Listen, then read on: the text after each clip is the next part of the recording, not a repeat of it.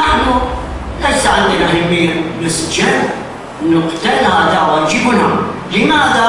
نحن قدرنا واجبنا أنه انقلب إلى واجب أن نسير مع المسيرة لكي نحافظ على أرواح الناس.